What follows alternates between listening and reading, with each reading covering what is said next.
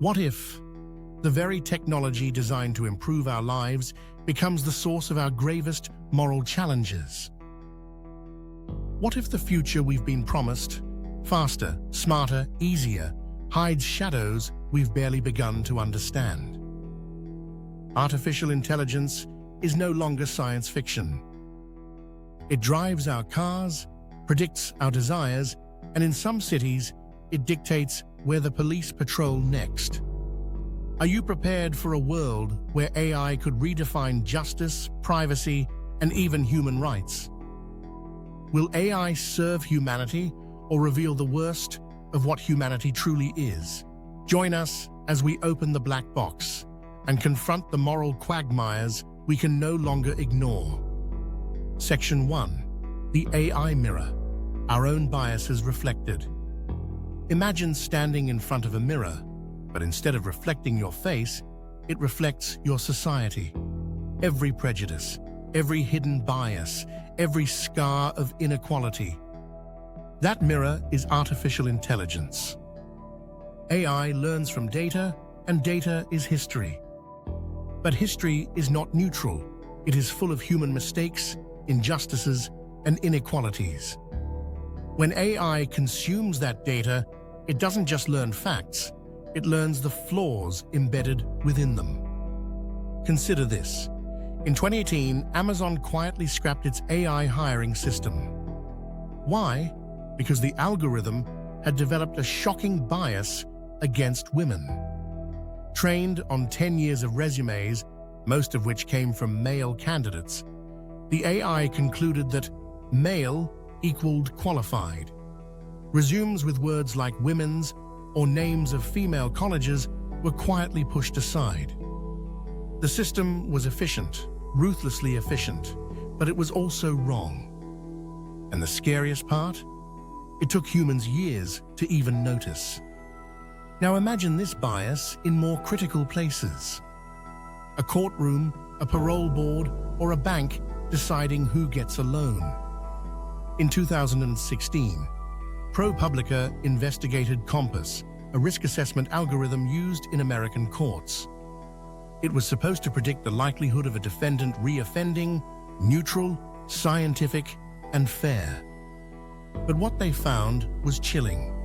The algorithm disproportionately labeled black defendants as high risk, even when they hadn't re-offended.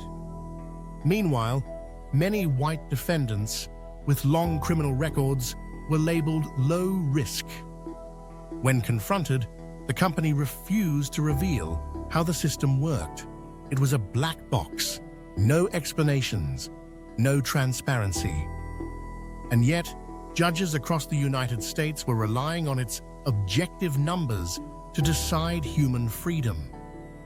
The unsettling truth is this: AI doesn't invent bias, it amplifies it. It hides it inside layers of code where no one can see until lives are changed forever. Section 2. Autonomous decisions and moral quandaries. Let's step into an even darker realm. When machines act on their own, who carries the weight of their choices? This is the dilemma of autonomy.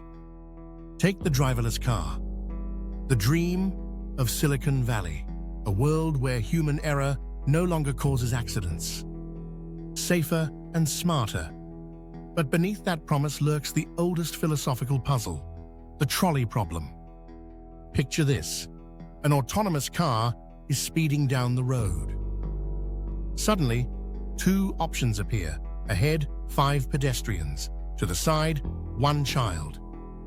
There is no time, no human hand on the wheel. The car must decide who lives, who dies. Who programs morality into a machine, and whose morality do we choose? The morality of a programmer in California? A regulator in Europe? A corporation in China? Morality is not universal. It shifts with culture, religion, even politics. But AI doesn't hesitate. It acts. And once it does, there's no going back. And then there is something darker still. lethal autonomous weapons. The world already has drones capable of striking targets from thousands of miles away. But what happens when the human operator is removed entirely? When the machine itself decides who is a target and who isn't? In 2020, reports surfaced from Libya of an AI-powered drone acting without direct human orders, attacking enemy forces. A weapon making its own kill decision. The United Nations has called these weapons morally unacceptable. Elon Musk has warned they could trigger a new arms race, one more destabilizing than nuclear weapons. But here's the truth. No one wants to say out loud. The technology already exists. Nations are building it, testing it, deploying it. Once machines kill without humans, the question of accountability vanishes. Who do we blame? The soldier? The programmer? The government? Or the machine itself? And if no one is accountable, what happens to morality? The more power we hand to AI, the less control we truly have. And soon, humanity may face a terrifying revelation. We didn't build tools, we built deciders. Section 3. Deepfakes, disinformation, and digital trust. The age of truth is ending. We once believed that seeing is believing. A photograph, a video, a voice recording, proof, evidence, reality. But artificial intelligence has shattered that belief. Enter the deepfake, hyper-realistic videos generated by AI that can make anyone say anything. Imagine this. A world leader appears on screen, declaring war. Financial markets crash, panic spreads, armies mobilize. But it was never real, just pixels, crafted by an algorithm. In 2018, a video of Barack Obama circulated online, seemingly giving a speech he never gave. The voice, the expressions, the tone, all created by AI. By 2020, deepfake scams were targeting corporations. Criminals used AI-generated voices of CEOs to trick employees into transferring millions of dollars. In 2023, a woman in China received a call from her friend begging for emergency money. She sent $600,000 within minutes, but it wasn't her friend. It was an AI deepfake. The danger isn't just that fakes look real. The danger is that once deepfakes exist, nothing can be trusted. When every voice clip can be forged, when every confession can be artificially constructed, what counts as evidence? We are entering an era where reputation, credibility, even history can be rewritten with a click. Where your face, your voice, your identity can be stolen and used against you in ways you may never be able to prove false. But deepfakes are just the most visible threat. The real war is invisible, fought not with bombs, but with recommendation algorithms. Every time you open your feed, AI decides what you see, what you believe, who you fear, who you hate. It studies your deepest patterns, your fears, your desires, and feeds you exactly what keeps you scrolling. Not what's true, not what's good, but what's engaging. And slowly, silently, society fractures into millions of customized realities. You and your neighbor could live on the same street, yet in completely different worlds.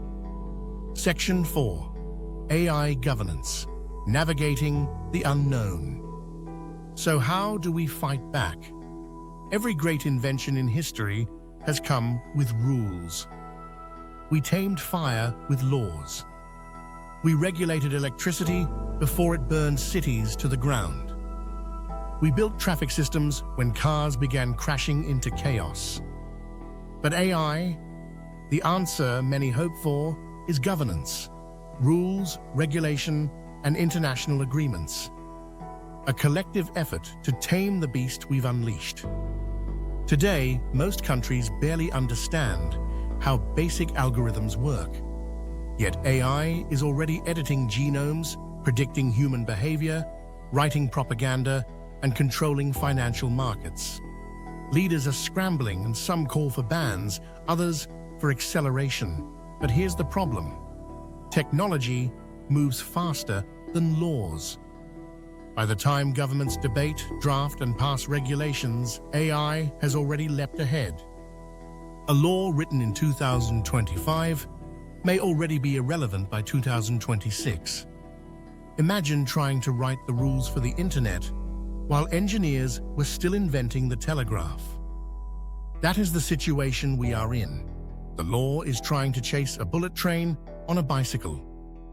We are legislating for version 2.0 while AI companies are already launching version 10.0. The European Union has proposed an AI Act, a framework to regulate high-risk applications of AI. The United States is debating accountability for AI-driven decisions. China is building its own rules, but also its own massive surveillance systems powered by AI. 3 different approaches, 3 different philosophies. But AI doesn't respect borders. Algorithms built in one country flow across the internet into another. Data doesn't need passports. Without global cooperation, regulations become patchwork, while AI grows ever more powerful. Some call for a global treaty, like the nuclear non-proliferation agreements of the past. Others argue it's already too late, that the genie is out of the bottle and no treaty can contain it. Meanwhile, the companies building AI, the Googles, the OpenAIs, the Metas, continue their race, faster and faster, promising innovation while quietly acknowledging the dangers. Who gets to decide how far AI should go? Governments, corporations, scientists? Or should it be the public, whose lives are most affected? The truth is, right now, no one is truly in control. Conclusion, the cliffhanger. And so we stand here, on the edge of something extraordinary and terrifying. Artificial intelligence is not just another invention. It's not a light bulb, an airplane, or even the internet. It is something deeper, something more dangerous. It is a mirror, a judge, a storyteller, and possibly an executioner. AI will write our news. AI will select our lovers. AI will decide who gets a loan, who gets parole, who gets hired, who gets silenced. And one day, perhaps sooner than we think, AI will ask, if humans are emotional, biased, violent, inefficient, why should they be in charge? We built machines in our image, but what part of ourselves did we teach them? Our compassion or our prejudice, our wisdom or our greed, our curiosity or our addiction to control? But here's the question that lingers in the dark. When machines begin making moral decisions, do we still remain human? AI is not just a reflection of our intelligence.